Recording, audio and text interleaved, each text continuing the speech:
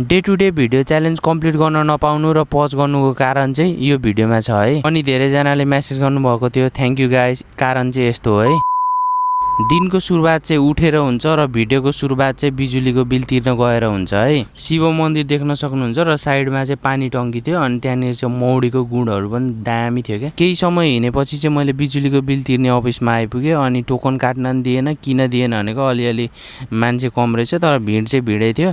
अनि म चाहिँ यस्तो हेरेको लामो लाइनलाई कट गरेर छोटो लाइनमा बसेँ अनि बिल तिरेर चाहिँ घरतिर फर्केँ। घर फर्किने क्रममा चाहिँ एउटा अङ्कलको चित्रकला देखेँ, एकदम राम्रो राम्रो चित्र बनाउनु भएको थियो।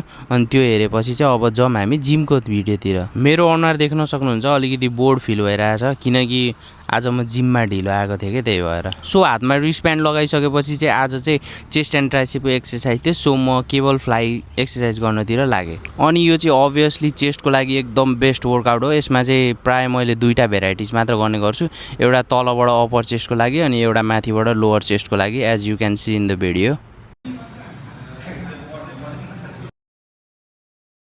After completing the cable fly exercise म चाहिँ इन्क्लाइन बेन्च गर्नतिर गएँ। Warm up weight incline bench गरिसकेपछि अलिकति वेट बढाएर त्यसपछि फेरि इन्क्लाइन बेन्च गर्नतिर लागेँ। प्री वर्कआउट पाउडरको कन्जम्सन नभएको कारणले यसरी म चाहिँ थाकेँ। आफ्टर इन्क्लाइन बेन्च एकछिनको रेस्ट पछि म नयाँ एक्सर्साइज गर्नतिर लागेँ।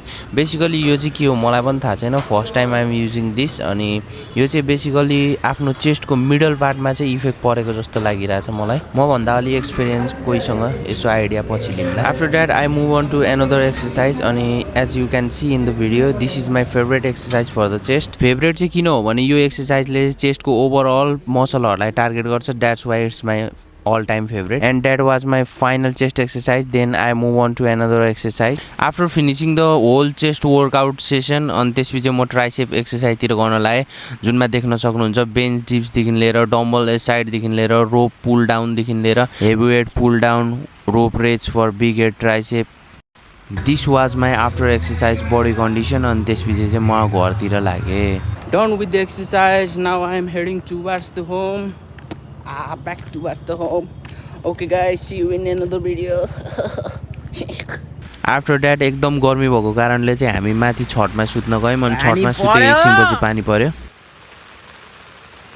राति सुतिरहेको बेलामा मामालाई एक्कासी अचानक शरीरमा असजिलोपन भयो अनि त्यही भएर हामी चाहिँ हस्पिटल गयौँ। So that's the reason for late post of my video.